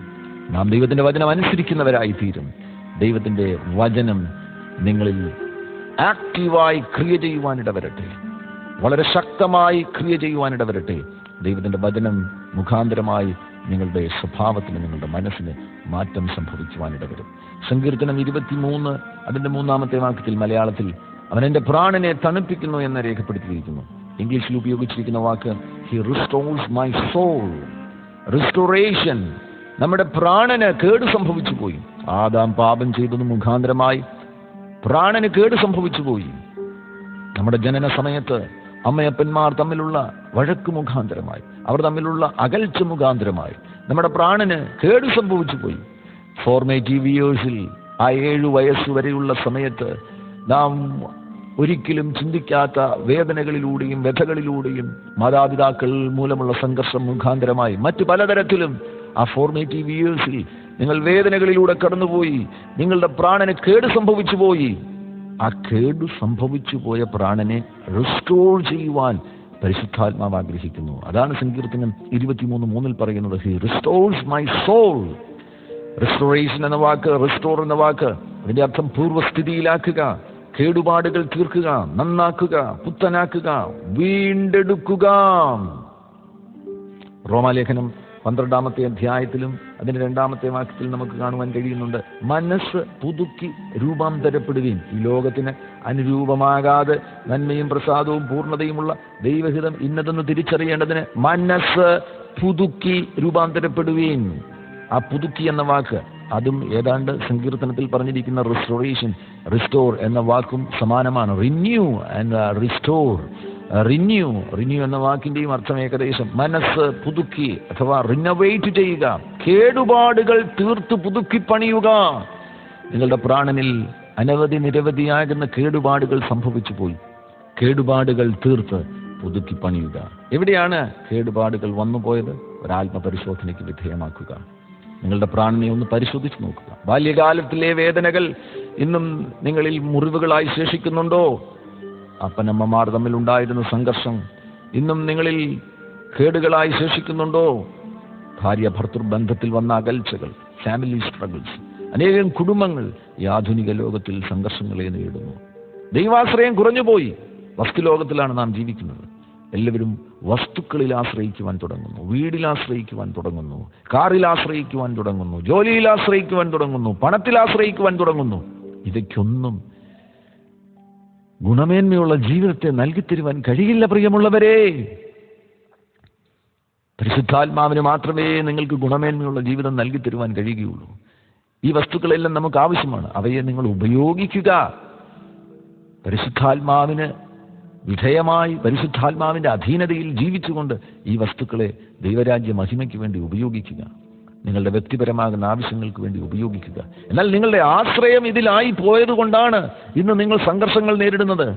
കുടുംബത്തിൽ സംഘർഷങ്ങൾ, ഭാര്യയ്ക്ക് സ്വന്തം ജോലിയിൽ ആശ്രയം, അതുകൊണ്ട് അവൾക്ക് സ്വന്തമായ വാലറ്റ്, അവളുടെ സ്വന്തമാകുന്ന ധനശേഖരം, അതിൽ ഭർത്താവിന് കൈകടത്തുവാൻ അനുവാദമില്ല. ഭർത്താവും ഭാര്യയും തമ്മിൽ കൂടെ കൂടെ ഉണ്ടാകുന്ന വഴക്ക്, അത് മുഖാന്തരം ഹൃദയത്തിൽ വന്നിരിക്കുന്ന മുറിവുകൾ, പക, പിണക്കം, ഏറ്റവും അടുത്ത് പ്രവർത്തിക്കുന്നവർ തമ്മിലാണ് ഇപ്പോൾ ഏറ്റവും വലിയ അകൽച്ച. ഒരു വിരോധാഭാസമായി തോന്നുന്നു. ഭാര്യയും ഭർത്താവും തമ്മിലാണ് ഏറ്റവും അടുത്ത് സഹകരിച്ച് പ്രവർത്തിക്കുവാനുള്ള ഏറ്റവും വലിയ സാധ്യത. എന്നാൽ അവർ തമ്മിലാണ് ഇപ്പോൾ ഏറ്റവും വലിയ അകൽച്ച. ഓഫീസിൽ മാനേജരും അസോസിയേറ്റും തമ്മിൽ ഒരുമിച്ച് പ്രവർത്തിക്കേണ്ടവരാണ്. എന്നാൽ ഇപ്പോൾ അവർ തമ്മിലാണ് ഏറ്റവും വലിയ അകൽച്ച. സഭയിൽ പാസ്റ്റേഴ്സും വിശ്വാസികളും തമ്മിൽ ഒരുമിച്ച് പ്രവർത്തിക്കേണ്ടവരാണ്. എന്നാൽ ഇപ്പോൾ അവർ തമ്മിലാണ് ഏറ്റവും വലിയ അകൽച്ച. ചർച്ച് കമ്മിറ്റിയിൽ അകൽച്ച, പാസ്റ്റേഴ്സ് തമ്മിൽ അകൽച്ച, പാസ്റ്റേഴ്സും വിശ്വാസികളും തമ്മിൽ അകൽച്ച. അത് മുഖാന്തരമായി പക, പിണക്കം, രോഷം, കയ്പ്, ഇതെല്ലാം നിക്ഷേപിക്കുവാനുള്ള ഒരു ഇടമായിട്ട് പ്രാണൻ മാറുകയാണ്. പ്രാണൻ ഈ ഗാർബേജുകളെല്ലാം ഇടുവാൻ വേണ്ടിയുള്ള ഒരു അശുദ്ധ സ്ഥലമായി മാറുന്നു. ഈ ദുഃഖം നിറഞ്ഞ ലോകത്തിൽ നിങ്ങളുടെ പ്രാണനെ പുതുക്കി പണിയുവാൻ മനഃപൂർവ്വമായി നിങ്ങൾ പരിശുദ്ധാത്മാവിന്റെ സഹായം തേടുക. പരിശുദ്ധാത്മാവിനോട് സഹകരിക്കുക. നിങ്ങൾക്കൊന്നും ചെയ്യുവാൻ കഴിയില്ല. നിങ്ങൾ പരിശുദ്ധാത്മാവിനോട് സഹകരിക്കുകയാണെങ്കിൽ പരിശുദ്ധാത്മാവ് നിങ്ങളുടെ പ്രാണനെ മനോഹരമായി പുതുക്കി പണിയുവാനിടവരും. പ്രാണന് കേട് സംഭവിക്കുന്നത് മുഖാന്തരമായി നിരാശ ഉള്ളിൽ പ്രവേശിക്കുന്നു, അൺഫോർഗീവ്നെസ് ഉള്ളിൽ പ്രവേശിക്കുന്നു, കോപം ഉള്ളിൽ പ്രവേശിക്കുന്നു, ഇറിറ്റേഷൻ ഉള്ളിൽ പ്രവേശിക്കുന്നു. ഈ ഭാരമുള്ള വസ്തുക്കൾ ഉള്ളിൽ പ്രവേശിച്ചു കഴിഞ്ഞാൽ അവ മുഖാന്തരമായി നിങ്ങളിലുള്ള സ്കിൽസ്, പ്രാണനിൽ അനേകമാകുന്ന സ്കിൽസ് ഉണ്ട്. എഴുതുവാനുള്ള സ്കിൽ, പാടുവാനുള്ള സ്കിൽ, വരയ്ക്കുവാനുള്ള സ്കിൽ, പണിയെടുക്കുവാനുള്ള സ്കിൽസ്, അങ്ങനെയുള്ള സ്കിൽസ് ഈ ഭാരമേറിയ നിരാശയുടെയും അൺഫോർഗീവ്നെസിന്റെയും കീഴിലായി പോകുന്നു. ഈ സ്കിൽസിനെ നിങ്ങൾക്ക് ഉപയോഗിക്കുവാൻ കഴിയില്ല. അനേകർ അവരുടെ ആ ഫുൾ പൊട്ടൻഷ്യലിലേക്ക് വരുന്നില്ല. അവരുടെ പ്രാപ്തിയുടെ പൂർണ്ണത അവരിലൂടെ വെളിപ്പെടുന്നില്ല. ആ പ്രാപ്തിയുടെ ഉയർന്ന അളവുകൾ അവരിലൂടെ വെളിപ്പെടുന്നില്ല. എന്തുകൊണ്ട്? അവരുടെ സ്കിൽസിനെ അവർക്ക് ഉപയോഗിക്കുവാൻ കഴിയുന്നില്ല. അവരിലുള്ള നല്ല കഴിവുകളെ, ടാലൻസിനെ അവർക്ക് ഉപയോഗിക്കുവാൻ കഴിയുന്നില്ല. എന്തുകൊണ്ട്? ഈ മാതിരിയുള്ള നിരാശകളും അൺഫോർഗീവ്നെസ്സും ദുഃഖവും വെപ്രാളവും ആദിയും വ്യാകുലതയും വിചാരങ്ങളും എല്ലാം വന്ന് അടിഞ്ഞ് മനസ്സിനകത്തടിഞ്ഞ് ഇതെല്ലാം സ്കിൽസിന്റെ മുകളിൽ വന്ന് കൂടി സ്കിൽസിന് പുറത്തു വരുവാൻ കഴിയുന്നില്ല. കഴിവുകൾക്ക് പുറത്തു വരുവാൻ കഴിയുന്നില്ല. ആ നിലയിൽ ജീവിതം തകർന്നൊരു വ്യക്തിയാണോ നിങ്ങൾ? അങ്ങനെയെങ്കിൽ പരിശുദ്ധാത്മാവിന്റെ സഹകരണത്തോടുകൂടി ആ ആന്തരിക മുറിവുകളെ സൗഖ്യമാക്കുക. അകത്ത് കിടക്കുന്ന നിരാശയെ പുറത്തു കൊണ്ടുവരിക. അകത്തുള്ള അൺഫോർഗീവ്നെസ്സിനെ പുറത്തു കൊണ്ടുവരിക. പ്രാണനെ പുതുക്കി പണിയുക. കേടുപാടുകൾ തീർത്ത് പ്രാണനെ പുതുക്കി പണിയുക. പ്രാണനെ മനോഹരമാക്കുക. പ്രാണനെ മനോഹരമാക്കി പുതുക്കി പണിയുന്ന സന്ദർഭത്തിൽ പ്രാണനിൽ നിന്ന് നിങ്ങളുടെ കഴിവുകൾ പുറത്തു വരുവാനിടവരും. നിങ്ങളുടെ സ്കിൽസ് പുറത്തു വരുവാനിടവരും. നിങ്ങളുടെ എബിലിറ്റീസ് പുറത്തു വരുവാനിടവരും. അത് മുഖാന്തരമായി നിങ്ങൾ തന്നെ അനുഗ്രഹിക്കപ്പെടുന്നു. നിങ്ങളുടെ ഭവനം അനുഗ്രഹിക്കപ്പെടുന്നു. നിങ്ങളുടെ കുടുംബം അനുഗ്രഹിക്കപ്പെടുന്നു. നിങ്ങളുടെ സമൂഹം അനുഗ്രഹിക്കപ്പെടുന്നു. നിങ്ങൾ നന്നായി ചിരിക്കുവാൻ പ്രാപ്തിയുള്ള വ്യക്തിയാണ്. ആ സന്തോഷിക്കുവാനുള്ള സ്കിൽ നിങ്ങളുടെ ഉള്ളിലുണ്ട്. നിങ്ങൾ അങ്ങനെ നന്നായി ഒന്ന് ചിരിച്ചാൽ തന്നെ നിങ്ങളുടെ വീട്ടിലുള്ളവർക്കെല്ലാം വലിയ സന്തോഷം ലഭ്യമാകുവാനിടവരും. നിങ്ങളുടെ ചിരി കണ്ടാൽ തന്നെ മറ്റുള്ളവർക്കൊരു ആശ്വാസം ലഭിക്കുവാനിടവരും. എന്നാൽ ഇന്ന് എത്ര ദിവസമായി നിങ്ങളൊന്ന് ചിരിച്ചിട്ട്, നന്നായിട്ടൊന്ന് ചിരിച്ചിട്ട്? എത്ര നാളായി നിങ്ങൾ നന്നായിട്ടൊന്ന് ചിരിച്ചിട്ട്? ആ നിരാശ നിങ്ങളെ മൂടിക്കളഞ്ഞില്ലേ? നിങ്ങളിലുണ്ടായിരുന്ന ആ നല്ല സ്കിൽ നിങ്ങൾക്ക് ഉപയോഗിക്കുവാൻ കഴിയുന്നില്ലല്ലോ. ആ കഴിവ് നിങ്ങൾക്ക് ഉപയോഗിക്കുവാൻ കഴിയുന്നില്ലല്ലോ. നിങ്ങളുടെ മൂടപ്പെട്ട, നിരാശപ്പെട്ട, മൂടിയാകുന്ന മുഖം കാണുമ്പോൾ മറ്റുള്ളവർ നിങ്ങളിൽ നിന്ന് ഓടിപ്പോകുവാൻ ആഗ്രഹിക്കുന്നു. നിരാശയുള്ളൊരു വ്യക്തിയുടെ കൂടെ ആയിരിക്കുവാൻ ആരും ഇഷ്ടപ്പെടില്ല. ഇൻസെക്യൂറായ ഒരു വ്യക്തിയോടുകൂടെ ആയിരിക്കുവാൻ ആരും ഇഷ്ടപ്പെടുകയില്ല. പകരം നിങ്ങൾ ആ ചിരിയെ വീണ്ടും മടക്കിക്കൊണ്ടുവരിക, ആ സന്തോഷത്തെ മടക്കിക്കൊണ്ടുവരിക. യേശു ക്രിസ്തുവിൻ നാമത്തിൽ ആ നിരാശയെ പുറത്താക്കുക, പ്രാണനെ സൗഖ്യമാക്കുക. പ്രാണന്റെ കേടുപാടുകൾ പൂർണ്ണമായും തീരുവാൻ ഇടവരട്ടെ. പ്രാണനിൽ ആഴമേറിയൊരു സൗഖ്യം സംഭവിക്കട്ടെ. എങ്ങനെ പ്രാണനിൽ സൗഖ്യം സംഭവിക്കുവാനിടവരും? ദൈവത്തിന്റെ വചനത്താൽ പ്രാണനിൽ സൗഖ്യം സംഭവിക്കുവാനിടവരും. പ്രാണനുമായുള്ള ബന്ധത്തിൽ 2 കാര്യങ്ങൾ ഞാൻ പറയുവാൻ ആഗ്രഹിക്കുന്നു. 1, ഖേദങ്ങളിൽ നിങ്ങൾ ജീവിക്കരുത്, റിഗ്രറ്റുകളിൽ നിങ്ങൾ ജീവിക്കരുത്. 2, അംബീഷൻസിൽ നിങ്ങൾ ജീവിക്കരുത്, അഭിലാഷങ്ങളിൽ നിങ്ങൾ ജീവിക്കരുത്. നിങ്ങൾ ആരെങ്കിലും കരുതുന്നുണ്ടോ എനിക്ക് ചില അവസരങ്ങൾ നഷ്ടമാണ്? ഖേദങ്ങളിൽ ജീവിക്കുന്നവർ. 3 ഡിഗ്രിക്ക് ഞാൻ സയൻസ് ഗ്രൂപ്പ് എടുത്തിരുന്നുവെങ്കിൽ എനിക്കൊരു നേഴ്സാകുവാൻ കഴിയുമായിരുന്നു, ഒരു ഡോക്ടറാകുവാൻ കഴിയുമായിരുന്നു. എനിക്ക് അവസരങ്ങൾ നഷ്ടമായി.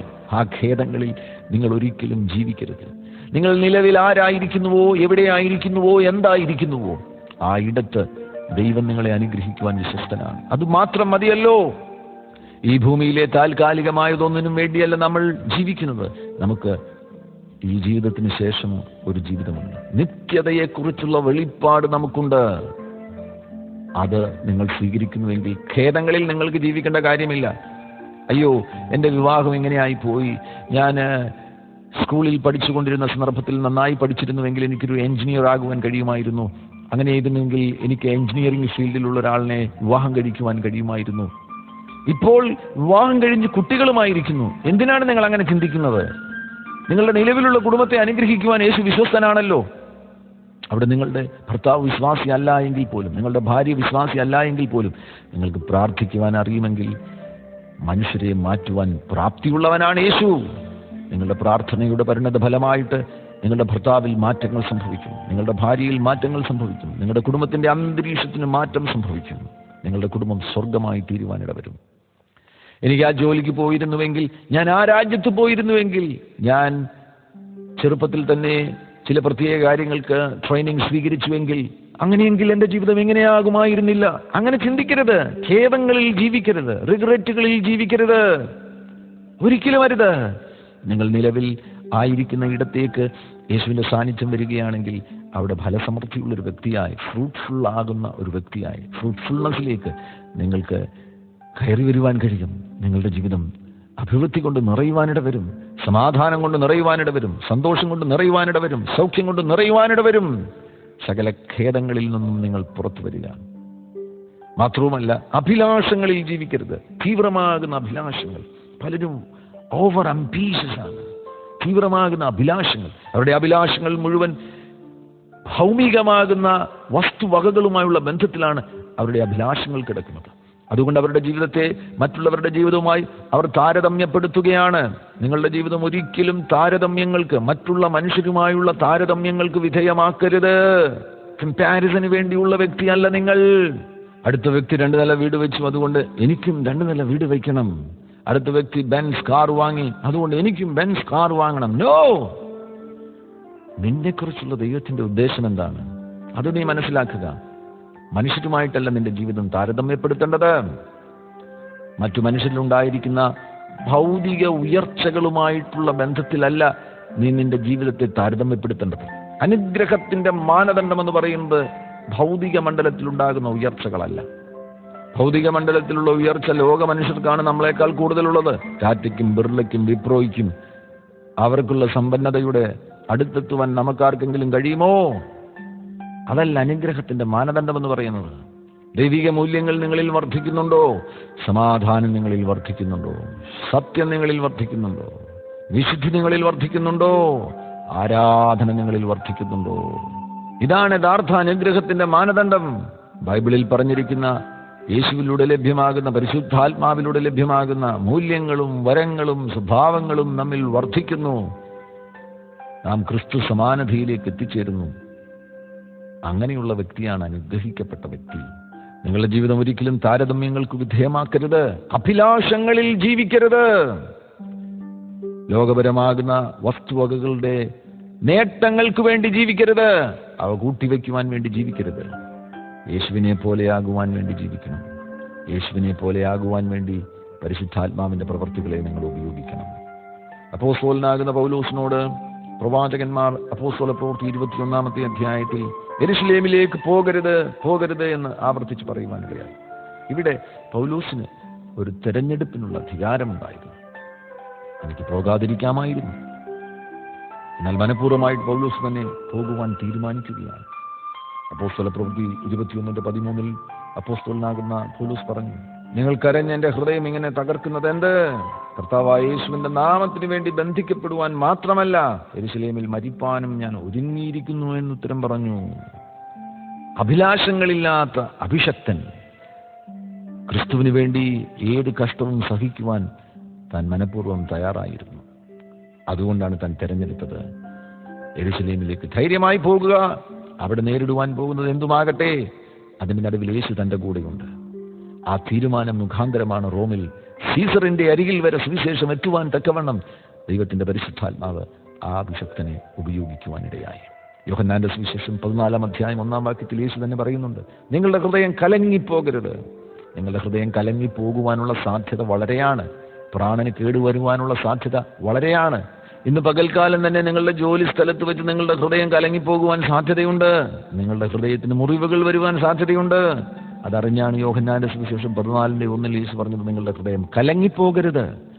ഹൃദയം കലങ്ങിപ്പോകാതിരിക്കണമെങ്കിൽ ദൈവത്തിൽ വിശ്വസിപ്പീൻ, എന്നിലും വിശ്വസിപ്പീൻ. വിശ്വാസമാണ് ഹൃദയത്തിന്റെ ആകുലതകളിൽ നിന്ന് ഹൃദയത്തെ വിടുവിക്കുവാനുള്ള ഉപാധി. ആരിലുള്ള വിശ്വാസം? ദൈവത്തിലുള്ള വിശ്വാസം, വചനത്തിലുള്ള വിശ്വാസം, യേശുവിലുള്ള വിശ്വാസം. അവിടെ യേശു വിശ്വാസത്തെ പ്രത്യാശയുമായി ബന്ധിപ്പിക്കുന്നു. നിങ്ങളുടെ വിശ്വാസത്തിന് ഒരു പ്രത്യാശയുടെ കണക്ഷൻ ആവശ്യമാണ്. യേശുവോടെ ഏത് പ്രത്യാശയാണ് അവർക്ക് കൊടുക്കുന്നത്? യെരുശലേമിൽ ഞാൻ നിങ്ങൾക്കൊരു വീട് പണിതു തരാം എന്നല്ല യേശുവോടെ പറയുന്നത്. എൻ്റെ പിതാവിൻ്റെ ഭവനത്തിൽ അനേകം വാസസ്ഥലങ്ങളുണ്ട്, ഇല്ലെങ്കിൽ ഞാൻ നിങ്ങളോട് പറയുമായിരുന്നു. ഞാൻ നിങ്ങൾക്കൊരു സ്ഥലം ഒരുക്കുവാൻ പോകുന്നു. നിത്യതയുമായുള്ള ബന്ധത്തിലുള്ള പ്രത്യാശയാണ് കർത്താവോട് പറയുന്നത്. നിങ്ങൾ നിത്യതയെക്കുറിച്ച് പ്രത്യാശയുള്ള വ്യക്തിയാണോ? അങ്ങനെയെങ്കിൽ നിങ്ങളുടെ വിശ്വാസത്തിന് ഇളക്കം തട്ടുകയില്ല. കേടുവന്ന പ്രാണനെ സൗഖ്യമാക്കുക, പ്രാണനെ രൂപാന്തരത്തിന് വിധേയമാക്കുക, പരിശുദ്ധാത്മാവിനോട് സഹകരിക്കുക. അവിടുന്ന് തൻ്റെ വചനം ഉപയോഗിച്ച് നമ്മുടെ പ്രാണനെ ശുദ്ധീകരിക്കുവാനിട വരും, പുതുക്കി പണിയുവാനിട വരും. ആ പുതുക്കം നമ്മിൽ സംഭവിക്കുകയാണെങ്കിൽ നമുക്ക് ക്രിസ്തുവിൻ്റെ മനസ്സ് ലഭിക്കുവാനിട വരും. രക്ഷിക്കപ്പെട്ട സന്ദർഭത്തിൽ തന്നെ നാം ക്രിസ്തുവിൻ്റെ മനസ്സുള്ളവരാണ്. ആ മനസ്സ് നമ്മിൽ വെളിപ്പെട്ടു വരേണ്ടത് ആവശ്യമാണ്. 1 കൊരിന്ത്യർ 2-ാം അധ്യായം 16-ാം വാക്യത്തിൽ രേഖപ്പെടുത്തിയിരിക്കുന്നു, നാമോ ക്രിസ്തുവിൻ്റെ മനസ്സുള്ളവരാകുന്നു. ക്രിസ്തുവിൻ്റെ മനസ്സുള്ളവരാകുമ്പോൾ നാം ക്രിസ്തുവിൻ്റെ സ്വഭാവമുള്ളവരായിത്തീരും. 1 യോഹന്നാന്റെ ലേഖനം 3-ാം അധ്യായം 1 മുതലുള്ള വാക്യങ്ങളിൽ നമുക്ക് കാണുവാൻ കഴിയുന്നു, കാൺമീൻ നാം ദൈവമക്കൾ എന്ന് വിളിക്കപ്പെടുവാൻ പിതാവ് നമുക്ക് എത്ര വലിയ സ്നേഹം നൽകിയിരിക്കുന്നു, അങ്ങനെ തന്നെ നാം ആകുന്നു. ലോകം അവനെ അറിഞ്ഞിട്ടില്ലായതുകൊണ്ട് നമ്മെയും അറിയുന്നില്ല. പ്രിയമുള്ളവരെ, നാം ഇപ്പോൾ ദൈവമക്കളാകുന്നു. നാം ഇന്നത് ആകും എന്ന് ഇതുവരെ പ്രത്യക്ഷമായില്ല. അവൻ പ്രത്യക്ഷനാകുമ്പോൾ നാം അവനെ താൻ ഇരിക്കും പോലെ തന്നെ കാണുന്നതാകൊണ്ട് അവനോട് സദൃശ്യന്മാരാകും. നാം എല്ലാവരും യേശുവിനോട് സദൃശ്യന്മാരാകുവാൻ പോകുന്നു. ആ സാദൃശ്യത്തിലേക്കുള്ള യാത്രയാണ് നമ്മിൽ സംഭവിച്ചു കൊണ്ടിരിക്കുന്നത്. അതിനാൽ പ്രാണനിലെ സംഘർഷങ്ങൾ കണ്ട് നിങ്ങൾ നിരാശപ്പെട്ടു പോകേണ്ട കാര്യമില്ല. നിങ്ങളുടെ ആത്മാവിൽ നിങ്ങൾ പുതിയ സൃഷ്ടികളാകുന്നതിനാൽ നിങ്ങളുടെ ആത്മാവിലുള്ള യേശുവിൻ്റെ ജീവനെ നിങ്ങൾ പ്രാണനിലേക്ക് കൊണ്ടുവന്ന് നിങ്ങളുടെ പ്രാണനെ സൗഖ്യമാക്കുക. എങ്ങനെ നിങ്ങൾക്ക് യേശുവിൻ്റെ ജീവനെ നിങ്ങളുടെ പ്രാണനിലേക്കും നിങ്ങളുടെ ശരീരത്തിലേക്കും കൊണ്ടുവരുവാൻ കഴിയും? ആ ട്രാൻസ്പോർട്ടിംഗ് വീഹിക്കിൾ ദൈവത്തിൻ്റെ വചനമാകുന്നു.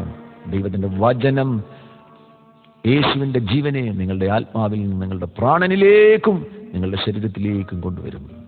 ദൈവത്തിൻ്റെ വചനത്തിന് ഗൗരവമാകുന്ന പ്രാധാന്യം നിങ്ങളുടെ ജീവിതത്തിൽ കൊടുക്കുക. ദൈവത്തിൻ്റെ വചനം നിങ്ങളിൽ ക്രിയ ചെയ്യുന്ന സന്ദർഭത്തിൽ പഴയ മനുഷ്യനെ ഉപേക്ഷിച്ച് നിങ്ങൾക്ക് പുതിയ മനുഷ്യനെ ധരിക്കുവാൻ കഴിയും.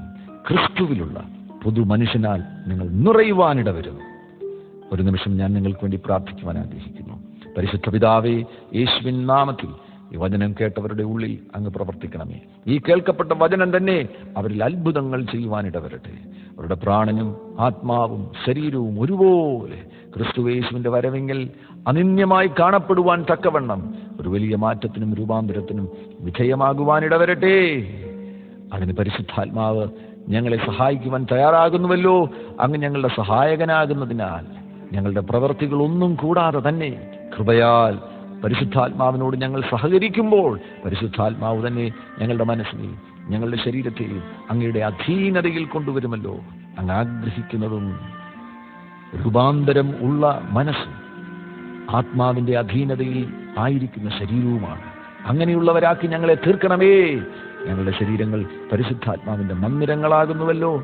പരിശുദ്ധാത്മാവിന്റെ മന്ദിരമായി ദൈവരാജ്യത്തിൽ പ്രയോജനപ്പെടുവാൻ ഞങ്ങളുടെ ആത്മാവ്, ഞങ്ങളുടെ പ്രാണൻ, ഞങ്ങളുടെ മനസ്സ് ഇവയെ ഞങ്ങൾ യേശുവിന്റെ സന്നിധിയിൽ സമർപ്പിച്ച് പ്രാർത്ഥിക്കുന്നു. ഈ പ്രിയപ്പെട്ടവരുടെ മേൽ അങ്ങയുടെ അത്ഭുത വിടുതലുകളെ അങ്ങ് അയക്കുന്നതിനായി സ്തോത്രം. ഈ നിമിഷം തന്നെ അവരുടെ പ്രാണനിലെ മുറിവുകൾ സൗഖ്യമാകുവാൻ ഇടവരട്ടെ, അവരുടെ ശരീരം സൗഖ്യമാകുവാൻ ഇടവരട്ടെ. ഒരത്ഭുതം അവർ ഇപ്പോൾ തന്നെ കാണുവാൻ ഇടവരട്ടെ. യേശുവിൻ നാമത്തിൽ തന്നെ. ആമേൻ.